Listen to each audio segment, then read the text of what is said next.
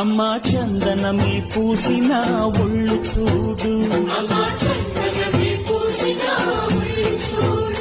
అమ్మా పున్నమి పుట్టిల్లు ఆ కళ్ళు చూడు, అమ్మా ముక్కోటి మెరుపులా మోము చూడు, అమ్మమ్మ ముగ్గురమ్మల మూల పుటమ్మ